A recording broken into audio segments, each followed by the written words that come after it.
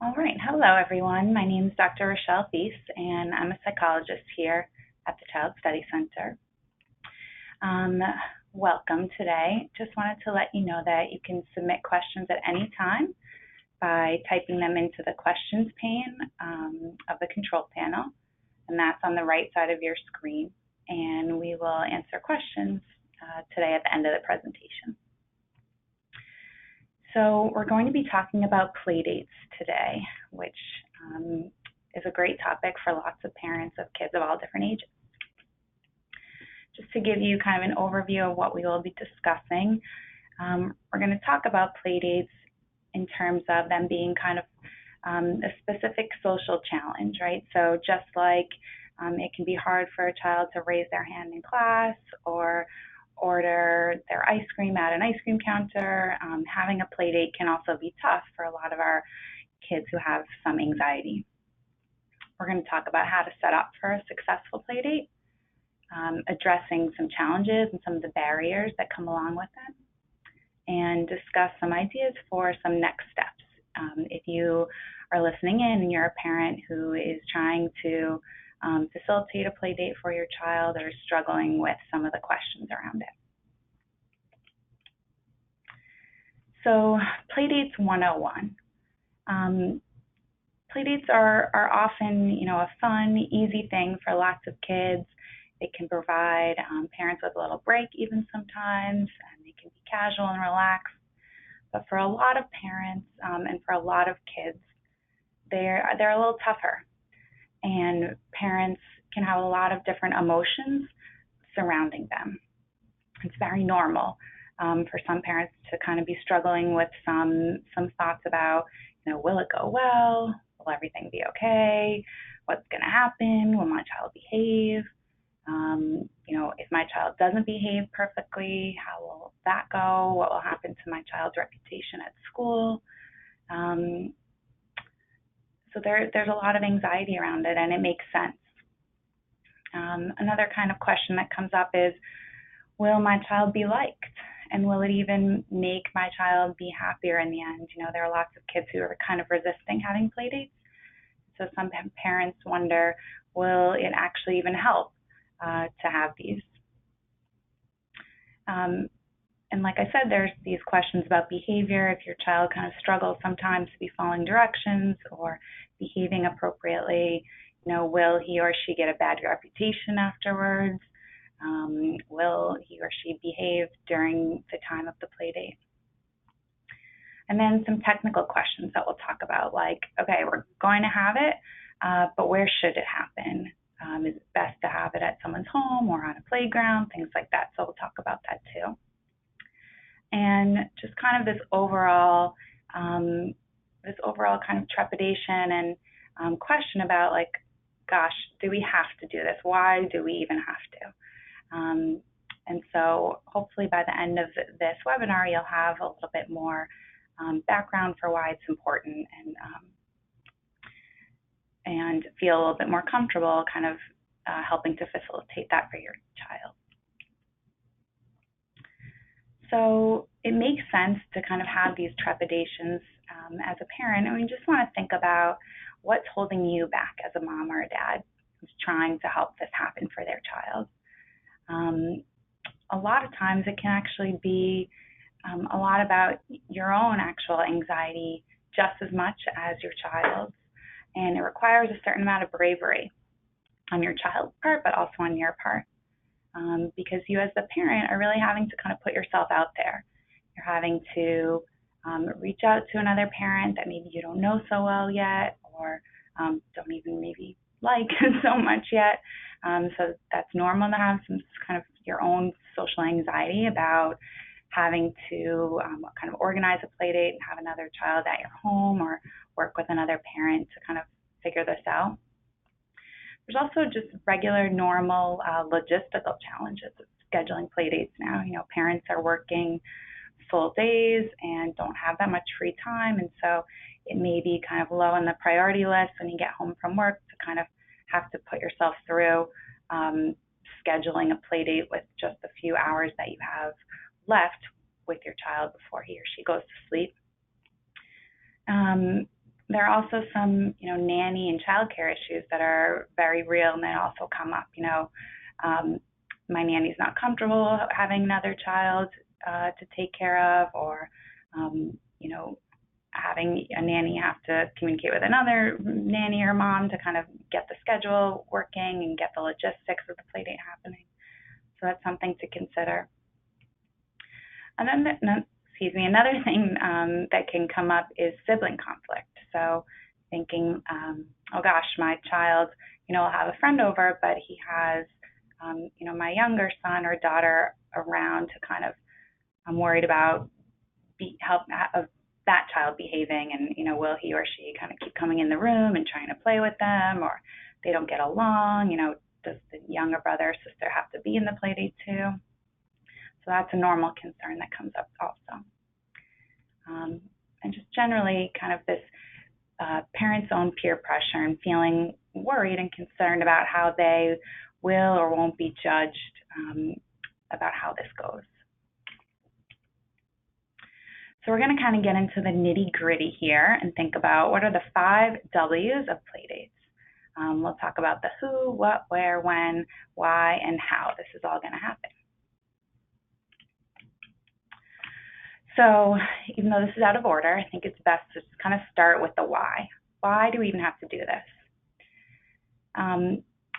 So Playdates really do help improve kids' social skills.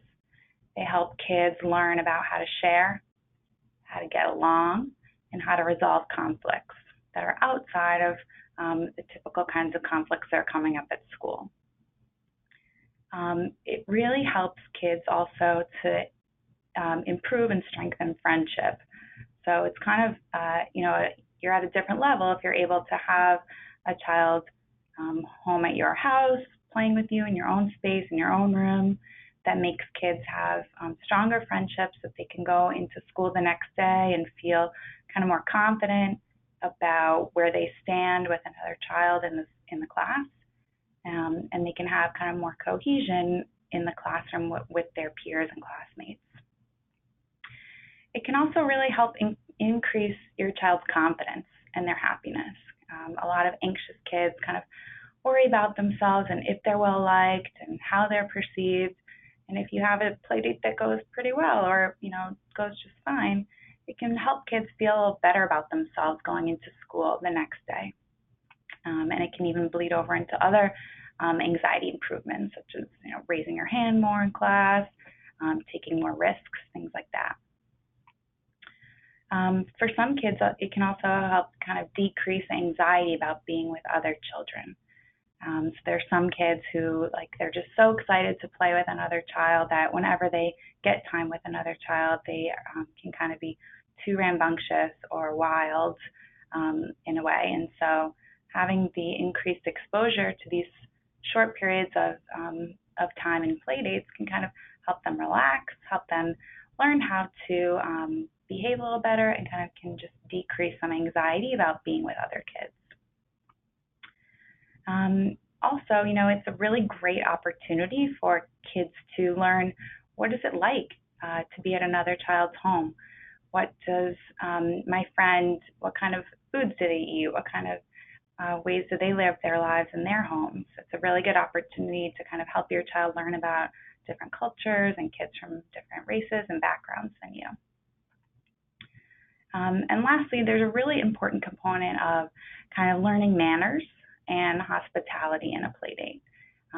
It can be really sweet to kind of see your child trying to host and kind of modeling after your skills of inviting and saying please and thank you and kind of doing things for a guest that are really important skills, and kids can really learn them from this young age through having these play dates. So if we have kind of the rationale and you feel better about why we even have to do this or should try to push yourselves to do it or your child, another question that comes up is often, who should this play date be with? And this is an especially common question for kids who kind of are on the more anxious side and don't have a lot of, close, strong friendships yet. and can't clearly name, I want to have a play date with Max or Emily. So you want to first ask your child, is there anyone that you're kind of interested in becoming more friendly with, or who do you like to be partners with in school? Who do you like to sit next to at lunch? Things like that. That can kind of give you a window into who to pick. Another really good strategy is to talk with your child's teacher and just ask, who does my child seem to gel most with? Who does my child get along with? Or who do you think would be a good match for my child for their personality? And the third way is, kind of the easier way, which is that if someone asks you for a play date, that's a really good window to accept. One question kind of to think about is, do you want to match your child's personality? So if you have a shy, anxious child, do you want another child who is similarly shy and anxious? You may want someone who's a little bit more outgoing and a little bit more comfortable to kind of model that for your child and bring your child along to that level. You also don't want it to be such a mismatch, though, that your child feels kind of overwhelmed or kind of uncomfortable. If you have a really creative child, you might want to pick another child if you can that's into music or into art. Maybe not a sporty child if your child isn't so into sports. So those are the kinds of questions you want to think about. And a lot of times parents ask, can we do a group play date? And I don't want to leave someone out, and it's just maybe easier if we can do 3. And I would say that really in the beginning, that old adage is true that 3 is a crowd. And it can be tough to start off with 3 because there's pairings that kind of just naturally come up, and you don't want your child to feel left out or uncomfortable. So it's best to just start off with just a one-on-one play date. So as a parent, you want to think about setting it up for success. What should the kids be doing? So you want to plan some activities ahead of time and think about how much do I as a parent have to be involved. You can check with the other parent ahead of time if you'd like about, do they have any strong preferences or restrictions about electronics, about snacks, about watching things on TV or on YouTube, things like that. And then I would go through and involve your child in looking through your toys and things that you have to do in the home and think about what would be good to use. What do you want this play date to be about? And involve your child in having some ideas because he or she is going to be the ones kind of leading it. So you want your kids to feel comfortable with whatever they're going to be playing. And it's very normal and totally appropriate to say, there are a couple special things that you have, maybe special things that you got from the holidays or a recent birthday. And, if you don't want to have to share these things, that's okay. And why don't we take those aside and we can, you can put them in a parent's bedroom or something to keep them just out of the way so they're not even in the equation. One of the best things usually to do is to kind of figure out something that the kids can do to kind of foster their creativity and show creativity. So things like imagination, playing dress up, playing with or creating a scavenger hunt, playing with scavenger hunt activities, building a fort, doing an arts project. Kids who are coming to a new home get excited about using other kids' toys and getting exposed to other dress-up materials and things. So it can be kind of fun and exciting to have those kinds of activities. And structured play is also okay too. If you have kids that really like to play Connect 4 or a new board game, that can be a really easy thing for kids to do that doesn't require that much creativity to get started. Another thing, if you as a parent feel like you really, you need to be involved or you want to be involved in the activity or the play date, is to figure out a small little snack to bake or something to cook, like a trail mix or some baked goods can be fun things to do with kids. And you just want to check with the other parent ahead of time about any allergies or food restrictions about that. So another thing is to think about when is the best time to have a play date. After school is usually a really good time because kids can kind of transition right out of the day together. There's a lot to talk about from the day. There's different things to react to, and your kids are already kind of energized and in the mode of socializing. It's also good timing because it can be kind of a short period of time right before a child would have to get picked up for dinner, something like that. So there's more of a clear ending time. A good thing about having a play date on the weekend is that there is this more time that's not as kind of rushed and structured, and so that may be good for kids who kind of don't want to have it happen right after school if they don't maybe like school as much or have as many positive feelings about school. The weekends can be kind of like that stress-free time to have a good chunk of time to be alone, be with another child, and have a play date then. I would caution you about, like I said before, kind of being careful about dinner time. Kids, as we know, get kind of hungry and cranky, a little irritable right before eating, and so it's best to kind of end it right around before then. And you want to think about timing transitions as you're planning the play date. So make sure there's enough time to take something out, use it, clean it up, and that there's time at the end to kind of transition and make make sure that things are tidied up before ending. A lot of parents ask kind of like, how long should this be? And I would say that usually it's about 2 hours, depending a little bit give or take based on the age, but 2 hours is enough time to get started, get into something, and then have it wrap up. And where should it be held? You want to think about, is it best, does my child feel more comfortable if the other child is invited here? And that can help sometimes for a little bit of a nervous kid who feels more comfortable in his or her own home and can have more ownership over the toys and the things that are happening in the home. On the other hand, sometimes it can be good to have your child go to another child's home.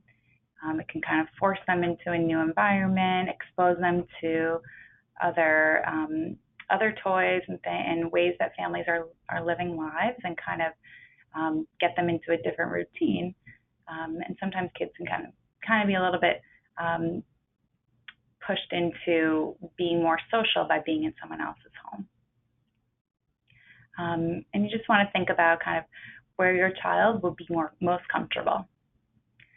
Sometimes it's also good to have it on a neutral ground, like at a playground, or two parents can take their kids out to like for coffee, and kids can get a little snack, or to a restaurant, or to a movie, things like that.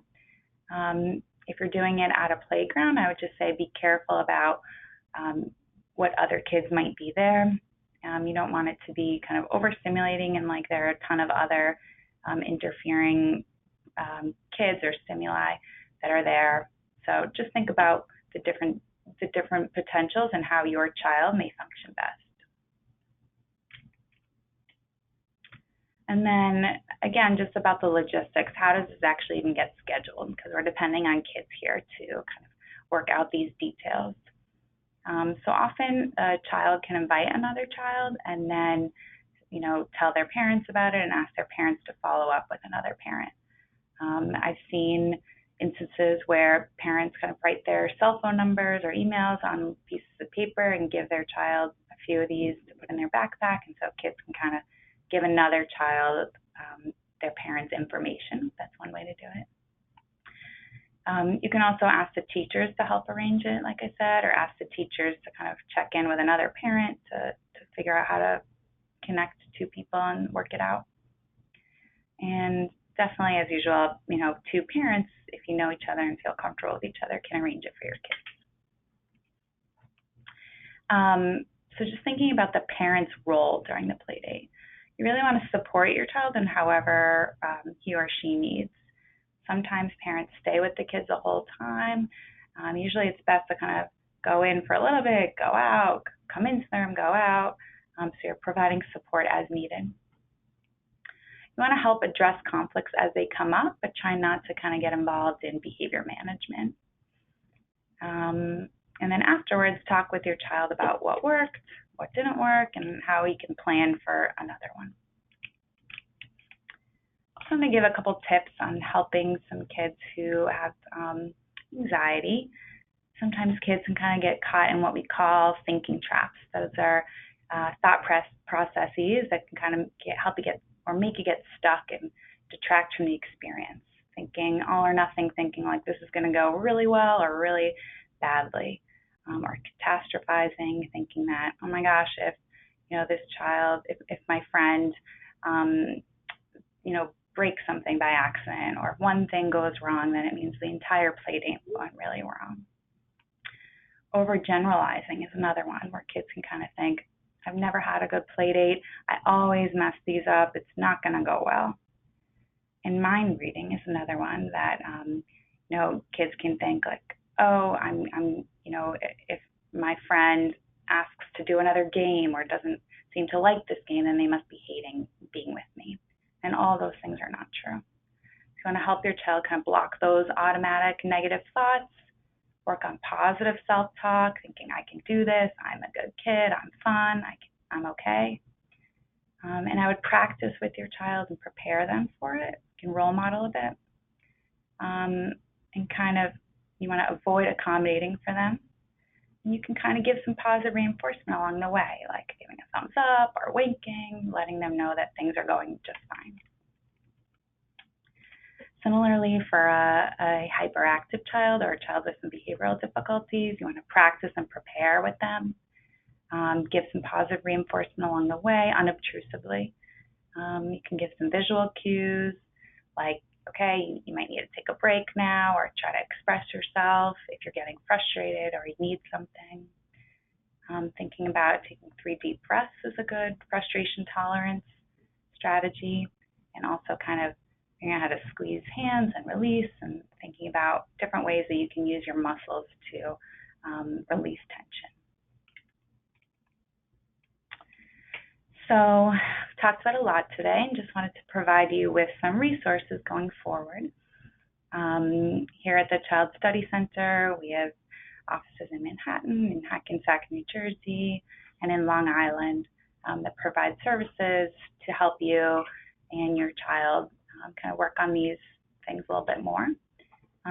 You can also investigate some social skills groups. Those can be helpful. And there are a few websites that are also particularly helpful and have some good content about these things. Parents.com and the Youth Anxiety BC. All right, so now we will be taking some questions. All right. So the first question is, how do you motivate kids who want to avoid play dates? That's a really good question, and it comes up a lot. I think that you want to have a frank conversation with your child about why you think that it's important that they try to do these play dates, and say, I need you to have one this month, and I can help you with all the different pieces of it, and I will get it set up and things like that, but it's for 2 hours, 1 month, once this month, and that's it. And you want to kind of motivate the child, but also set the expectation that this is kind of what you're going to be doing. And be careful not to give your child too much control over deciding whether or not they will be doing it, because typically anxious kids will kind of go towards their default of choosing not to do it. So it's really about having that proactive conversation with them about it first. Okay, another question. If the play date is going well, should you call the parent to extend it, or should you just wait for the next play date? This is a really good question. Sometimes parents can think, oh gosh, like it's going much better than expected. They seem to be having a really good time. I don't want to end it or take my child away. And so they wonder if they should call the other parent. And I would say that typically you want to just keep it at that 2-hour cap and continue to end it when you think that you were going to. It's always best to end on a high note and best to end with kids wanting more instead of kind of risking getting to that point of something going wrong.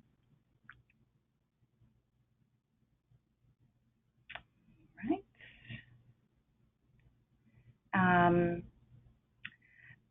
The next question is, how do you best address other people's kids when they are hurtful to my own child in a play date?